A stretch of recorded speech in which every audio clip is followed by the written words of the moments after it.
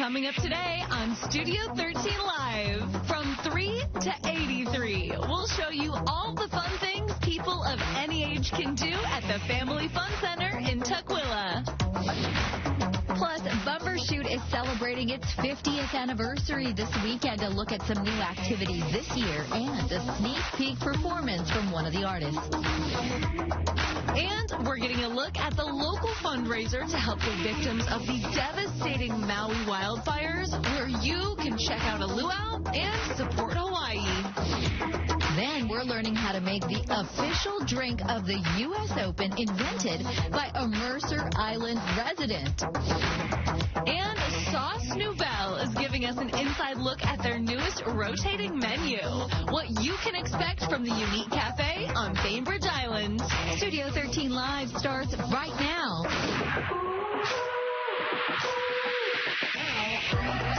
I want to see you smile, take you another mile. Don't gotta wait today. You're dancing all around, the sun's shining through the clouds. I'm gonna make your day.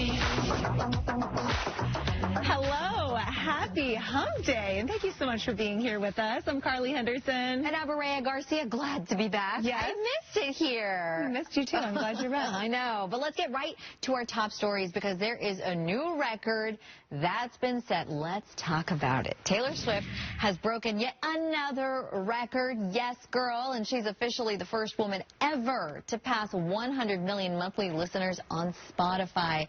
Now, Abel Tesfaye, formerly known as The Weeknd, of course, holding the top spot, sitting at 110 million. Bad Bunny coming in at number 3. The guy knows how to make a good song, okay? He has about 80 million subscribers.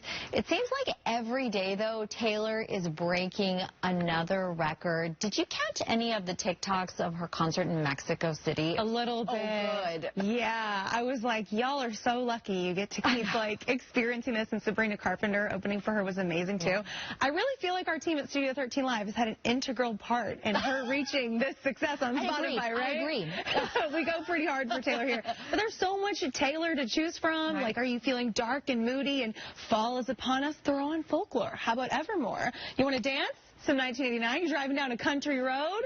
Go Speak Now, Go Red, you know, it's like there's so much to choose from. Every vibe. Every vibe. We got you. All right, Beyonce is performing at Levi's Stadium in California tonight, and to celebrate, the city of Santa Clara named her the honorary mayor and gave her the key to the city.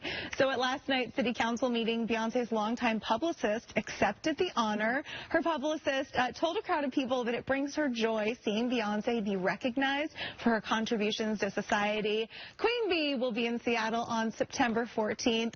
Do we think she should be given that title again here in Seattle, or should we just call her Queen? Queen of the Space Needle? Sure, why not? Space Queen! Space Queen! She does have that, like bee, futuristic bee thing. Yeah. Everyone's going to be wearing silver and glitter and all that. I love it. I feel like that could definitely happen. Well, from one queen to another, Dolly Parton actually turning down an invitation to have tea with Kate Middleton. Now, she says that it was very sweet of the princess to invite her, but that timing just didn't work out. She hopes to eventually actually make that happen and have tea with the princess after her new rock album comes out in November. The album will feature a cover of Let It Be with Paul McCartney and Ringo Starr. Martha Stewart has gotten her fair share of criticism, and now she's in hot water because of cold water. Stay with me here. So she shared this now deleted photo using a small iceberg to keep her drink cold while she was on a cruise. The cruise went from Iceland to Greenland, and people are now accusing Martha of being tone deaf when it comes to climate change. She erased the photo not too long after comments started flooding in. Stephen Colbert, Jimmy Fallon, and Jimmy Kimmel, as well as Seth Meyers and John Oliver, all launching a new podcast. It is called Strike Force 5. and you can listen to it on Spotify. The late night hosts, they're supporting Hollywood actors and writers who are on strike. The limited podcast series, they'll be discussing some major issues in the entertainment industry that they're currently facing. And actually, all the proceeds from the podcast, they're going to benefit the unemployed staffers from their show. And I really love this sort of creative way to still help their employees. Yeah, definitely, because they need it. Who knows when these strikes are going to end here. Doesn't Strike Force 5 sound like an action movie or something? It really does. I love that they're really leaning into it and keeping us entertained. Absolutely. It seems like podcasts are kind of the one loophole where performers and writers and actors can still get involved in them, so I wouldn't even be surprised if we didn't have more podcasts coming from our favorite entertainers soon, too. Yeah, absolutely. You know? I just started listening to the Handsome podcast. It has 3 comedians that is just really, really funny, like Fortune Feimster, Tig Notaro. It's just very good. So I love that these big names are getting involved in the podcast space. That's awesome. I heard about Fortune from a like home makeover show on Amazon Freevee. She's so funny. She's great on everything. So cool. Yeah. All right, Nick Cannon hosted a back-to-school event for kids in Detroit. So more than 15,000 K through 12 students ended up, leaving with backpacks, school supplies, and other essentials for school. They were also local celebrities and athletes there who worked to get kids pumped for another year of school. We all know going from summer to the school year can be a little bit challenging, so their hope was kind of just to encourage kids to keep showing up. I love that. Yes.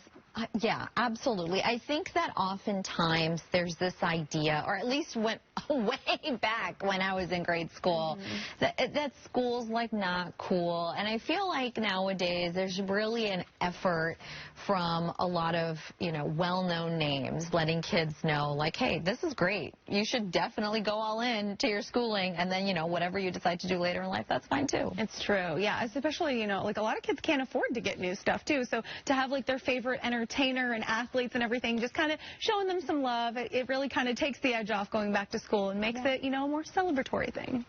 So this next video can only be described as the most Canadian thing you'll see all week, okay? It is tennis, but on ice.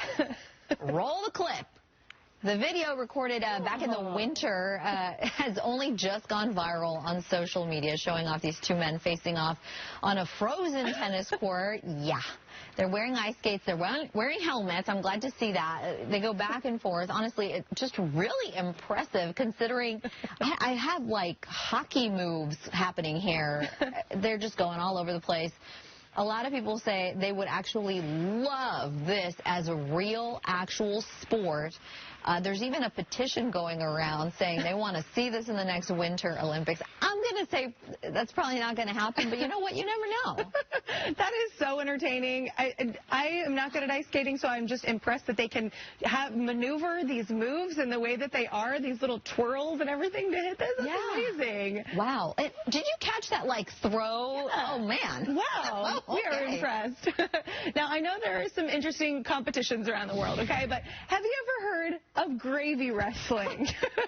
The Gravy Wrestling World Championship was held in the UK with 16 men and 8 women battling it out in a ring filled with more than 520 gallons of brown gravy. Let's hope they had showers on site.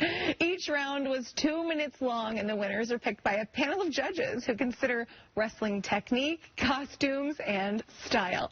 However, there's no grand prize. The contestants are sponsored, and the money and proceeds will all go to charity. Wow. You think they at least get some mashed potatoes or something. Something. Oh, my goodness. Okay, what would you dress as if you had to wrestle in gravy? A flamingo? If I was going to be wrestling in some gravy, I'd have to dress like a turkey or a potato. Oh, on trend there. That's the better bird. Okay. I was thinking something bright to contrast the brown there, And well, if it's deep, you'll need that. You don't want to drown in gravy. That's true. Definitely not. That would be maybe the worst way to die. Ooh, all right. Coming up on Studio 13 Live, sip like the tennis court champions, how a Mercer Island resident invented the signature drink of the U.S. Open. Yep, but first, a local fundraiser for Maui wildfire relief, how how you can help displaced families through a luau. And heads up, this Friday we are taking Studio 13 live to the Washington State Fair. Check out all the attractions. We're tasting some of your favorite fair foods too. And we hear Brian McMillan is going to be riding a camel. Yeah, I wouldn't want to miss that myself. We'll see you then. Yeah, I'm gonna make your day. Yeah, The devastating Maui wildfires burned down more than 2,500 acres, leaving thousands of people displaced. So a local event is raising funds to help the victims through a luau. And today we are joined by one of the event organizers, Larry J. Snyder. Welcome to you. So much. I'm so glad to be here. We're so happy to have you here. And, you know, we really want to hear about this event. What can people expect? We're trying to bring Lahaina to Seattle tomorrow night. So we have created the vibe, if you will, the music. We even have a native Hawaiian stand-up comedian coming, too. We have a terrific luau meal from Mojitos. Chef Loom is an incredible chef and is creating, again, a wonderful meal. And we're even serving real Hawaiian punch. What is real Hawaiian punch? Real Hawaiian punch is the kind that you do not feed to your children. Okay. Let's put it that like way. a jungle juice type punch? Exactly. Yeah, it's for grown-ups. And then Amir, who runs X Stadium, has allowed us to kind of recreate his incredible light show into these really awesome Hawaiian colors. So we're doing everything we can to create the vibe and, again, the feeling. We've got some special guests. Actually, they're coming in from Maui to talk via video link about the Maui Food Bank. Oh, that's really awesome. Yeah, it's cool. So it sounds like it's going to be a fun time, helping people out. Tell us more about the musicians and comedians that are going to be performing. So Elias is the #1 ukulele, most requested ukulele and Hawaiian artist in the Pacific Northwest. And then Kermit Apeo is a fantastic stand-up comedian. I had a chance to meet with him and be at his show on Sunday for another relief event for Maui. Guys, just a complete crack up, and it's going to be really fun. So it's a fun event, really great food, perfect vibe, and again, we're just asking people to give their treasure and for the people in Maui. That is so wonderful, and I know so many people are still looking for ways to help, so this is just a fabulous way to do that. But I have to know, why is it so important for you and your family to co-host this event? My family's best memories, so my parents, my children, my sisters, brothers, or sisters in particular, our best memories are in two places, Lahaina and 25 miles up Lake Chelan. And so we celebrate that in a big way because, again, although although Lahaina is not there anymore, the memories are deep-seated in our hearts, like a lot of other people. And I think that's part of why there's been great response to this event, is because we all have these fantastic memories. And unfortunately, as I said, Lahaina's not there anymore, but, you know, the memories are still deep in our hearts. Yeah, always in your heart. Where specifically are the proceeds going to go? So the Maui Food Bank is, right now, they are creating 10,000 meals a day. Wow. So they need a ton of food every day. And then Maui Strong is a fund that is specifically targeted towards the fire victims. So people that need places to sleep, people that need medicine, people that need, kids that need diapers. And the one thing that's really big for me is there is a whole community of people who need mental health help. The trauma that they have gone through and the stories that I have heard firsthand from people that were in the middle of it, it's devastating, especially the kids, because a lot of them, unfortunately, don't have their parents anymore. So I think you really touch on something very important here, because one push to help people is just not going to be enough here. This is going to take years of recovery, years of effort, and that's a lot of money. So if people are interested in helping, talk to us about how they can buy tickets. So you can buy tickets from, probably the best way is if you search Facebook, Love Lahaina Luau, it's going to be all over Facebook, and there's a ticket link there. That's probably the easiest way to do it. You shared the graphic earlier, and there's a ticket link on there, but again, it's going to be easiest just to find that on Facebook. Great. So search on Facebook. And then if people, aren't able to attend but still want to donate, where can they do that? They can do it the same way. If people buy tickets, all those funds, whether they come or not, are dedicated to Maui Strong Fund and also the Maui Food Bank. So we're just trying to put all the dollars in kind of one area, and then we will send it all together. And again, everybody will have the satisfaction of knowing that they did their part. That's really what this fundraising event is for. It's for everyone. Whether you have $50, $5,000, it doesn't matter. We just really want everybody to participate at the level that they're comfortable at. Larry, thank you so much for joining us today and giving us this info. We have posted more information on our website, fox13seattle.com/Studio13Live. Thanks again. You're welcome. See you soon. All right, still to come on Studio 13 Live, we're heading to the Family Fun Center in Tukwila. All of the different activities you can do with your loved ones. And up next, the U.S. Open in full swing, and we're learning how to make the event's official drink, the Honeydew.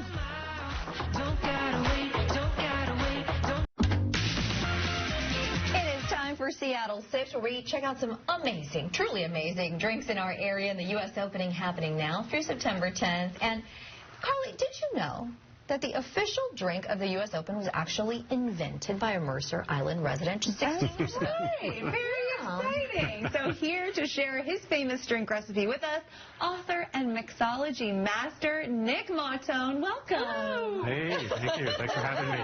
Thanks for having me. You always bring the delicious beverages. How does one get selected to create the drink for the U.S. Open like that? So the long story short, many years ago, I was the brand ambassador for Grey Goose Vodka. So I was one of the first two brand ambassadors they had. And back in 2006, they were sponsoring the U.S. Open, looking to do a signature drink.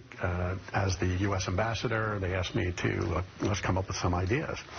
So we had a fun meeting out at the USTA with the caterer and members of the USTA and the brand team at Grey Goose, and discussed options and what they need and the volume and so on and so forth. And I'm going to stick a number here, and I'll come back to talk a little bit more about the size of the sales at the U.S. Open. But the year before we took over, they did 10,000 signature cocktails of whatever the drink was. Okay? Just remember that number for a second. So after that meeting, I went home to my house in Long Island. My wife and I were having guests over. I stopped at a farm stand, picked up some honeydew melons, and was making a salad, which was something like this. Blackberries, honeydew melon. I take a little bit of, I'm going to give you an entertaining tip while we're at it. And this is the citrus rosemary syrup that I would pour on top. Beautiful. And, a little bit of crispy prosciutto. And that's my riff on melon and prosciutto. All right? So that was what we were serving. So in the midst, I should say, of making honeydew melon balls, I took my Parisian scoop, if you want to know how to make one. Okay. Yeah. Swap it in here. Okay. Give it one turn. Spin. And you got a perfect circle. So no one want to try. Nice. Look at that. Yeah, sure. Ready? Yeah. All right. Here you go, Carly. Okay. Give it a go. Let's see if I can do it. Ready? Ready. I saw you go straight in like that. And then, And then give it a turn. There it is. There you How's go. that? Perfect. Nice. So, as always, I was going to be mixing drinks, and we were going to be testing out recipes, and I looked at this pile of honeydew melon balls, and I said to my wife, oh my God, these look just like tennis balls. And I knew this was going to be the garnish. Oh, beautiful. Okay, let's jump right into making it. Sure. So what are the steps here? Okay, so it's a very simple drink. It's what we call in the cocktail world a build, right? You're going to be making it in the glass that you're serving it in. Nice and easy. Nice and easy. So you're taking about 2 parts of Grey Goose original vodka. Oh, that's a nice amount. Yeah. Look, you don't want to be getting up like 8 times. That's right. You don't want to be getting up about 8 times. All right. And you top it with some fresh lemonade. Oh, yum. Okay. Lemonade. It's fairly simple, fairly refreshing. This was the easy-to-produce iteration because, you've got hundreds of thousands of people going to the US Open. All right. You top it with a little Chambord. Nice. And remind us what the taste of Chambord is. Chambord is raspberry, so this gives it a little bit of a fruitier quality. And then we're going to spike it with Very the tennis balls. With tennis balls. Can we get one there? This is like perfect if someone's watching at home too, or has a little U.S. Open party. I do love that Absolutely. idea. You know? Absolutely. Make it festive. Absolutely. Wow. Okay, but you gave us that number, 10,000. Oh, yeah. So as of last year, this is now the 17th year, the Honeydeuce has been the signature of the U.S. Open. Last year they sold 405,000 Honeydeuces over the 14 days of the U.S. Open. Right now we're approaching 2 million My goodness. in sales in 17 years. So it's become an Instagram-worthy favorite. You'll see people all over IG with their, showing their Honeydeuce and their pictures and their friends and family, and people are getting the signature cups, and it's become a fantastic It's a great idea. Fun. What if you want to upgrade it and make it extra fancy? Is there anything Extra else you fancy. could do? I like to switch it up and make a lemonade with rosemary syrup. That was the original drink. So I use you can buy some rosemary syrup. This is a great local Raft brand that has a pre-made one. I like to use rosemary syrup, garnish it with some rosemary, or you can switch it up and use like a really great blackberry cordial if you want to do something like that. Or there's some huckleberry liqueurs here in the Pacific Northwest. So many options. You can play around a little bit with that. Other people like a salted rim and seltzer on top. So I would like that. yeah, I would like that. it gives you like the sweet, salty flavor, and then the seltzer gives you a little bit more, vibrancy, if you will, to the drink. This is great. It is so good, so refreshing. Thank you so much for joining us and sharing this amazing accomplishment with us. Thank you very much. So great. And we do have the recipe posted up on our website, fox13seattle.com/Studio13Live. Awesome. Yeah, and still ahead on Studio 13 Live, Bumbershoot celebrating 50 years of music, art, and food, and we're giving you a look at some of the new activities this year. That's right. But first, I'm going to be taking you to the Family Fun Center in Tukwila. From 3 to 83, there is something for all ages right here. Don't gotta wait today. It's happening all around, like sunshine through the clouds. I'm gonna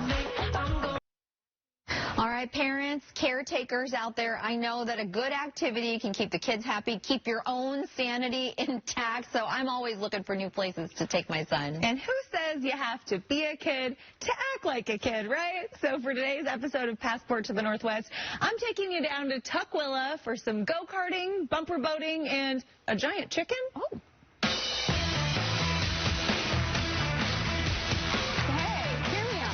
Adults, we don't have enough chances to just play, and today we're going to change that. We're heading down to the Family Fun Center in Tukwila, and it looks like a blast. Come on, let's go. So we are rolling down I-405 right now in the 2023 Honda Passport Trail Sport. This is one of my favorite cars to drive. Great safety features on here. There's also awesome space in the back, so you could comfortably fit 5 people. Grab your friends, have them pile in. Right now I'm going solo, but we're still going to have some fun. We made it!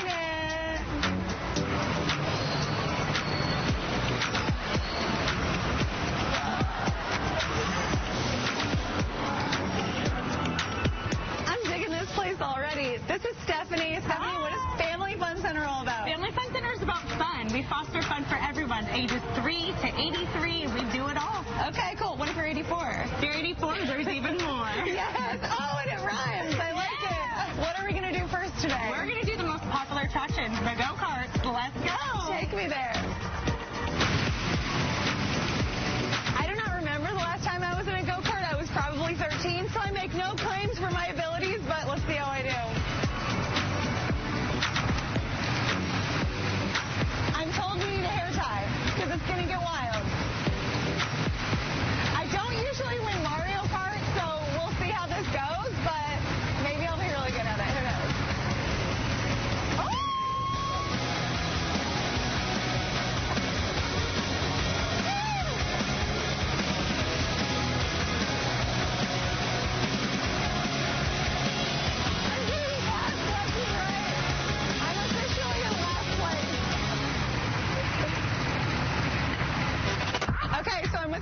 Here. What's your name? Samuel. Samuel?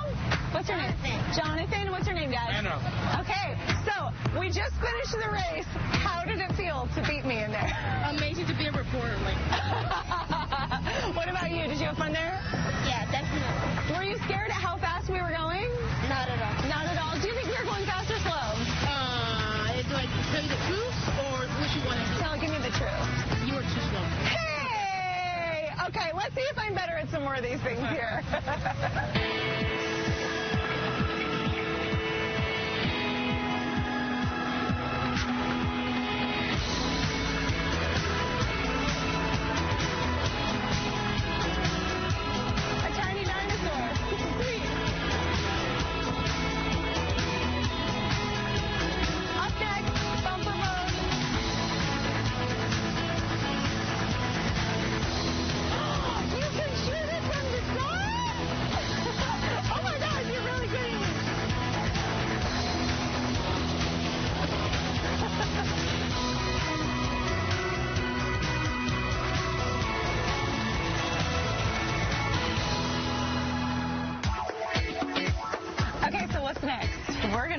a mini golf.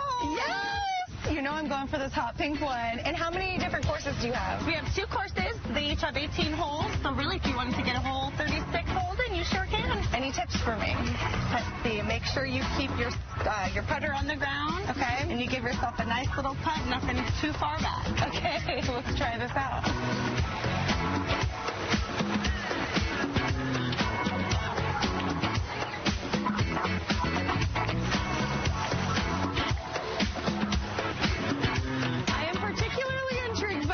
Because there's a giant chicken. What is the story with this? So the chicken came from California. Our owner drove it down here in a pickup truck. Got lots of fun laughs. All right, let's see how I can golf underneath the giant chicken. Oh, good shot. Oh, look at that. Oh, first time in my life I've gotten a hole in one. Power of the chicken. Thank you, my friend. Thank you. That was you guys saw that, right? Thank you, wow. Okay, if you feel like we tried out a lot at Family Fun Center, oh wait, there's more. They've also got batting cages, laser tag, a 6D movie theater, and bowling. So much fun stuff to do there. Okay, but be honest, how many takes did it take to get that ball in through that chicken? 1 take. Oh. I was as shocked as everyone else around me, trust me. And I'm glad we had one continuous shot so no one could be like, hey, you edited it to make you seem like you got a hole in one. I really did it. That's exciting. Power of the chicken. The power of the chicken. I love that. Oh, that does sound like a really good time. This next story, though, is a strange one, okay? So it turns out total privacy might be overrated for one particular generation. A new study shows that Gen Zers are really open to sharing their location with people. So according to Life 360, 94% of Gen Zers say that they really benefit from sharing their location with someone. Now, it's not just like willy-nilly everybody, okay? Nearly 90% say that they share their location with their friend group as a safety precaution. The most common times to share a location are when you're going on a long drive or you're going somewhere new. Online dating comes to mind as well. Yes, very good idea for that. No one in my life has asked me to share my location with them.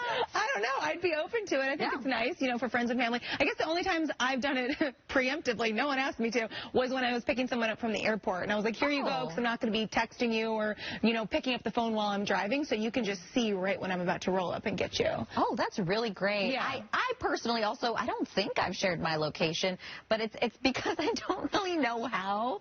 But I have friends that do share their location with me, and it does come in handy, I will say, if you're like needing to get to them for whatever reason. That's great. Okay. This one's about a dog. She might be cute, but you don't want her stopping you at the airport. So meet Dina. She's a 3-year-old German short-haired pointer. She screens passengers at an airport in Las Vegas.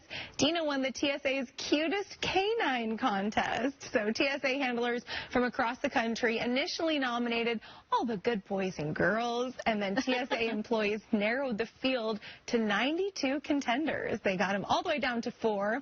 As the winner, Dina will be featured on the front cover of the TSA's 2024 Canine Calendar, which will be released later this year. Oh, my God. This is the first time I'm ever hearing of a TSA Canine Calendar. I do support this wholeheartedly. And look at the little leg cross. I know. That really helped her go all the way, I think. I feel like I've never seen a dog like this in the TSA line. It's always like German Shepherds and stuff. Yeah. Right? So next time I'm in Vegas, I'm going to be looking for you, Dina. I love that. All right, check this out. A record-breaking sized alligator was found in Mississippi this week. This massive gator, there it is. It's giving Jurassic Park. It's measuring more than 14 feet long, weighing in at a whopping 802 pounds. Look at that there gator. All right. The length actually broke the Mississippi state record as the longest alligator ever caught. The world record, by the way, 15 feet 9 inches long. This would be something if you ran into it, swam up on it, if you were in the river. I'm not going in the rivers, Carly. Yeah, I'm not either if those are around. Dinosaurs dinosaurs are still among us. They are. Wow. That's huge. Wow. And the thing about these is that I don't think you can really hear them until they're like up on you. Great. Perfect. So, Great. just to make you feel even better about it. But the thing is, the water's so warm in Florida. You want to like jump in, or in the South, it's a little different than it is up here. But that's true. This is maybe not. Maybe not. Still to come on Studio 13 Live, we're learning how to make unique sandwiches and salads with Sauce Novelle. We're going to be taking a look at the cafe's fine dining take on Bainbridge Island. And up next, we're giving you a look at some of the new activities for Bumbershoot's 50th anniversary and a sneak peek performance from one of the local bands. Don't gotta wait today. It's happening all around like sunshine. Bumbershoot is one of the longest running festivals in the United States, and it returns to Seattle Center this weekend for its 50th anniversary. Today we're getting a sneak peek of the festival and some of the new activities featured. I like that. I know. It's extra special. That's how you know. We are joined today by Greg Lundgren, Christina Holding, performers from the band King Youngblood, Cameron, Lavi Jones, Chet Peterson. Everybody, welcome. Hey. Thanks so much for being here. Yeah, so 50 years. That is a huge milestone. Tell us about how you're making it special and ways you'll be celebrating. Well, we want everybody to come for the weekend, Saturday and Sunday, Seattle Center, in case people aren't familiar with where it is, because there's a lot of new people in Seattle. That's true. Come on down and join us to celebrate and say happy birthday to Bumbershoot. It's 50 years old. And the way we're changing it up is we're really sort of drawing a circle around what it means to be an artist. So we're going to have musicians, we're going to have a lot of art installations, we're going to have a bunch of things going on, culinary and all sorts of stuff, and it'll be really, really fun, and everybody should come. Definitely. I'm glad you touched on that, because it's not just the music and performances people can look forward to. Tell us about the art exhibits that are going to be featured this year. We are doing a huge art program, and I think that's probably one of the biggest changes of the festival. In that, drawing a larger circle that includes witches and wrestlers and fashion designers and culinary arts and this whole constellation of people that normally don't get celebrated or included within our art community. Wonderful. That is so interesting. So on top of that, you are partnering with local organizations to provide arts education on site through the workforce development team, which I think is just so important. Tell us about how it is that young people can get involved here.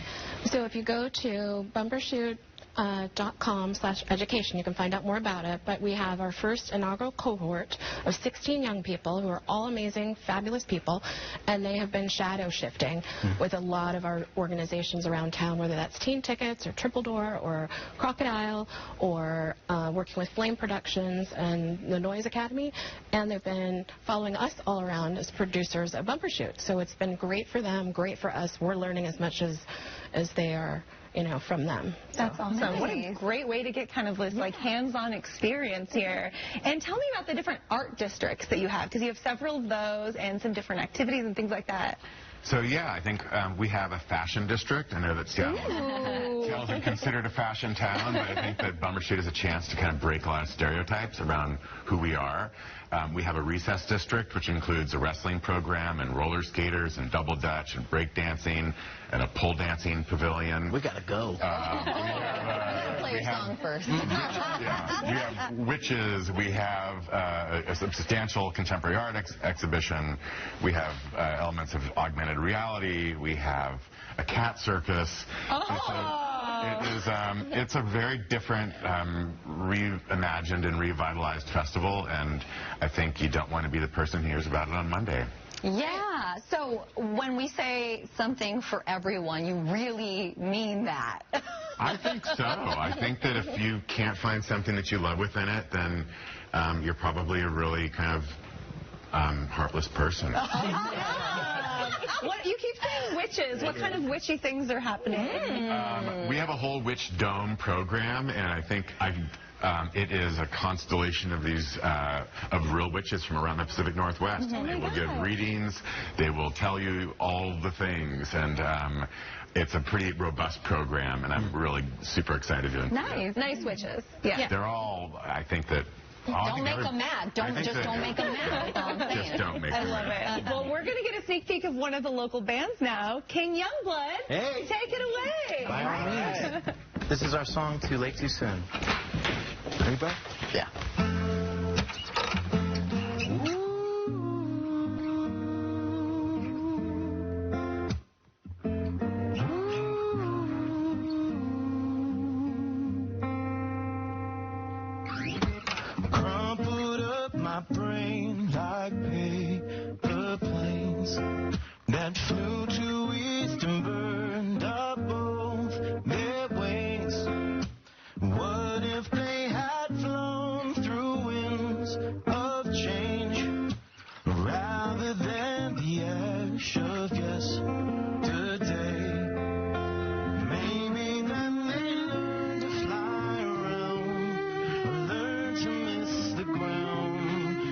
just so hard to tell right now. Come around again, too late, too soon. Learning all the words you said, I know. Hopefully I'll change my end. Come around again, too late, too soon.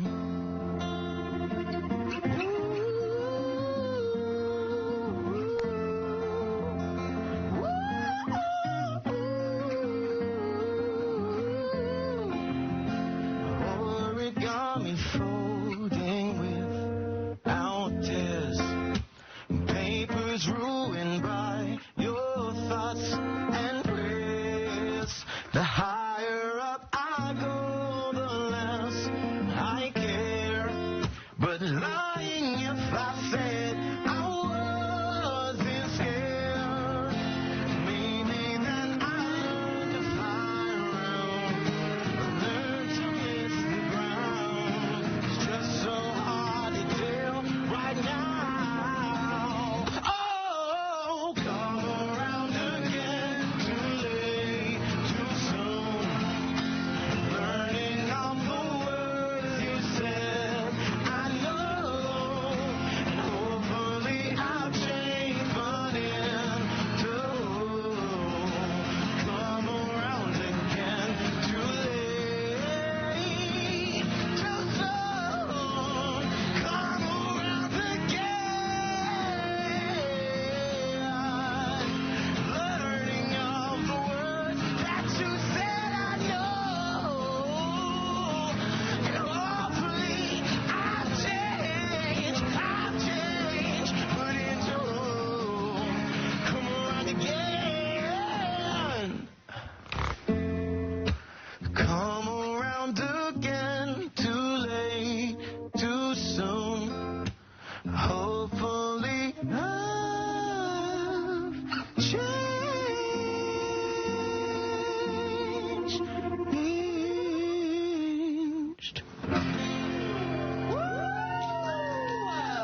Oh my goodness.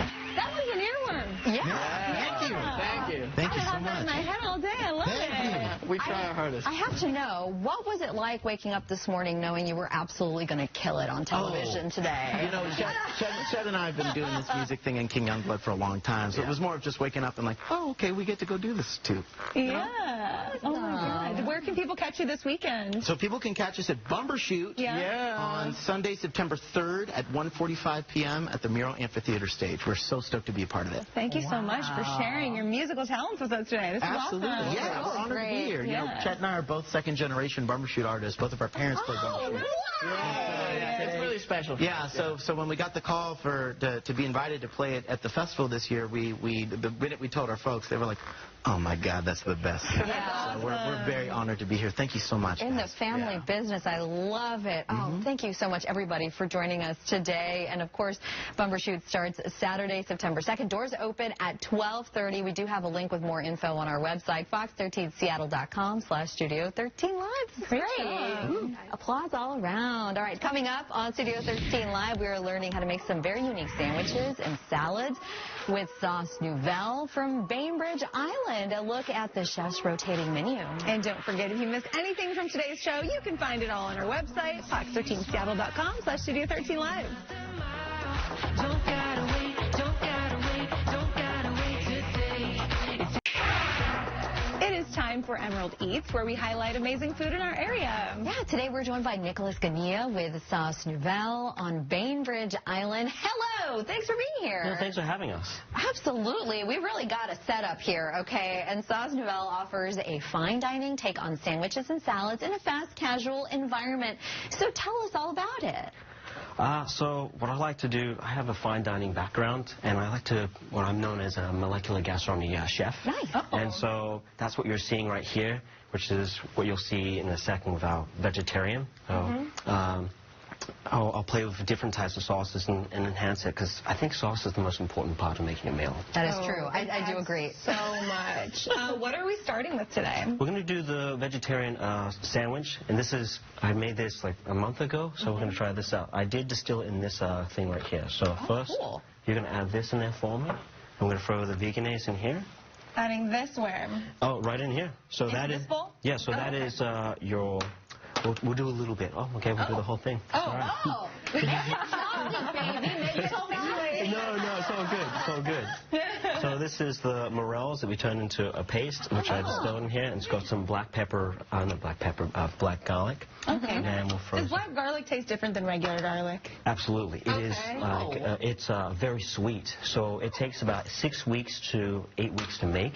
And if you do elephant garlic, that's the best one in my opinion. It's very Elephant garlic. Yeah. All right. Nice. What did we just add here? We just added some preserved lemon that I cut up. And then, so then we'll add, you want to add some, since you want to see what happens with the orange juice? How much? We'll do a little splash. Okay. Well, A little cute splishing splash. Yeah, we'll find out. Okay. Yeah. We'll taste We'll it. find out. Good. You know what? This is kind of how I cook at home anyway. Add a little bit, see how it tastes, see what else you need. Nice. Yeah, it's just the sauce is going onto the bread. Okay. And so what I normally do is I'll heat it up on there, and then it refreshes the bread. So we'll taste it. I can't describe to you the smell. It's so fragrant. It's so, like, it smells yummy. Yeah. Oh, good. Yeah. It's good. Yeah. Taste test. What do we think? What do we think? It just needs a little bit of salt, honestly. Oh, great. Let's- A little let's- flaky salt? Yeah. Not the whole deal. Is that too much? Is that It might be too much, but we'll find out. I actually really like things salty, so I'm So okay it's with fine. that. Yeah. So that's our sauce right there. And then sometimes what I like to do is just throw it in there, because I'm a little lazy, okay? I think that makes it easier for everyone who's trying to do it at home. You know? I love a cooking hack. Throw it in there. Yeah. Yeah, we just need a little more orange juice. Oh, okay. Just a tiny bit. So it's a little sauce. It's not a big deal. You want to add the cauliflower on there? Nice. Into here? Yeah, into there. All right. Oh, very good. Yeah. Was it supposed to be all of it? Yeah, no, that would be fine. I love cauliflower. Question of the day. I love it too. It's so good roasted. Yum. Just like steamed, not a lot going on with cauliflower. But That is true. not so much. All Okay, right. what next? And we just put it into the sandwich with some greens, and that's it. Oh, wow. That is nice and easy. Oh, yeah. love that. I'll just open this for you there. Yeah. Beautiful. I'm so excited to try this. And I love that crunch you're going to get with the cauliflower. It's nice and roasted. I feel like roasted cauliflowers don't appear in sandwiches as often as maybe they should. Maybe they should, yeah. Maybe I just like too much cauliflower. I use it for everything. Yeah. I think it's good. Yeah. It's All like right. the tofu vegetables. It is. You know? It is. And then- And I have to know, though, you have a rotating menu that is inspired by your relationships with local farmers. So tell us about how you decide what's going to be on the menu. So I get bored, unfortunately. And so there's two reasons. If it's really popular, the food, that really annoys me. I'll get rid of it. Oh. Yeah. And then the second thing is my farmer, Kent, he comes in and he'll just drop random ingredients, and I have to come up with something. We're having a bite. It's saucy. Oh, yeah, sauce Nouvelle. That's You know right. what's up with that sauce, Yeah. my friend. That is so Don't good. tell him you like it too much because he'll take it away. Already have. What are you making next? Next one we'll be making here is the farro salad. Beautiful. All right. So yummy. So we'll grab some Back to mix the here. science lab. I know. So this takes a little bit to do. So there's a lot of boiling and extraction for the cranberry dressing. So we'll throw, before we do that, it's important to have this because this is where it's going to soak all the flavor of your farro. Very nice. So if you've never had farro before, it's like brown rice. Oh, Very nice, yeah.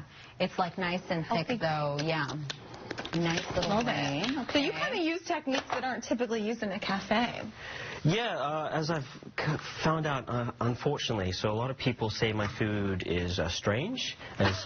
Yeah, it's I would take that as a compliment if I were you. yeah. We've got about 1 minute left, Yeah, just sure. so you know. Oh, absolutely. So we'll throw this in here. And you want to mix that for me? Yeah, absolutely. And then we'll put this on a plate. Jump in here.